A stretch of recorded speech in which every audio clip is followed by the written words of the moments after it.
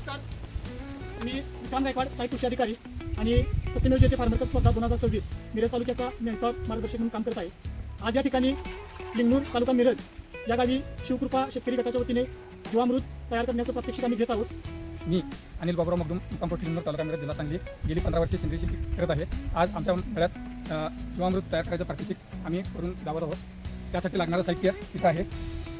सर्वप्रथम 200 लिटरचा बॅरल घेतला, यामध्ये 170 लिटर पाणी घेतले, त्याच्यानंतर 2 किलो गूळ घेतला, 2 किलो बेसन घेतले, त्याच्यानंतर 1 किलो माती घेतल्या, त्याच्यानंतर 10 लिटर गोमूत्र घेतले, त्याच्यानंतर 10 किलो शेण घेतले, 2 रिकामे बकेट घेतले, त्यामध्ये ढवळण्यासाठी 5 फुटाची काठी घेतलेली आहे आणि वर झाकण करण्यासाठी सुती पोते घेतलेला.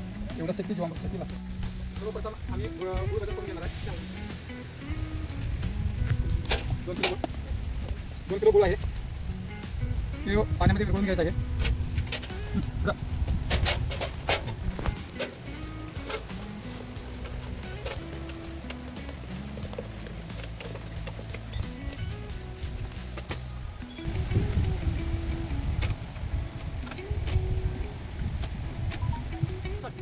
गुळ विरघळून घेतला, तो आम्ही या 200 लिटर बॅरलमध्ये भरत आहे.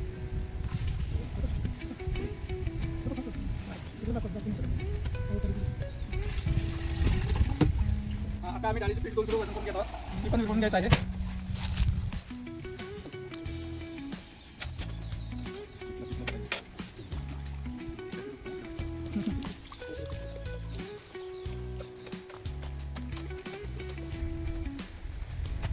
डाळीच्या पिठाचं मिश्रण तयार करून घेतले, ते आता होत आहे. अंदाजे 1 किलो माती लागते आणि अंदाजे 1.5 किलो माती घेतले, ते आता विरघळून घ्यायचं.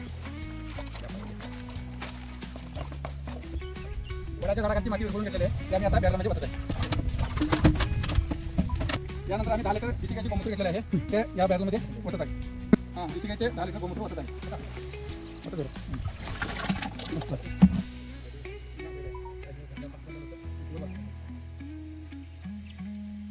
आता डिसिकाचे ताजी शेण घेतलेले आहे 10 किलो, त्याची आम्ही सुरळीत तयार करून त्या बॅरलमध्ये ओतायचं आहे.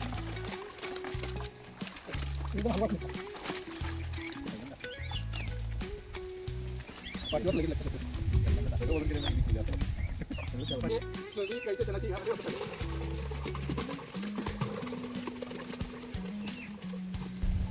द्रावण हे क्लॉकवाईज 1 मिनिट आणि अँटी क्लॉकवाईज 1 मिनिट कंटिन्युअसली फिरवतोय आणि दिवसातून हे 3 वेळा आपण फिरवतोय.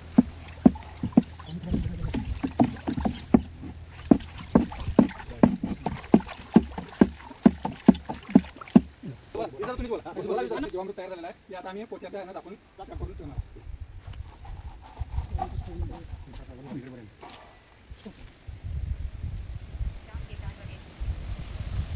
हे प्रात्यक्षिक जे झालेलं आहे ते 5 ते 7 दिवस ठेवायचं आहे आणि याला सकाळ दुपार संध्याकाळ 2-2 मिनिट ठेवायचं आहे आणि ते दिवसातून 3 वेळा काठीने ढवळायचं आहे आणि ज्यावेळेला 5 दिवसानंतर तयार होईल त्यावेळेला हे 1 एकरासाठी पुरेसं आहे. 1 लिटर जीवामृत 1 एकरासाठी पुरेसे आहे.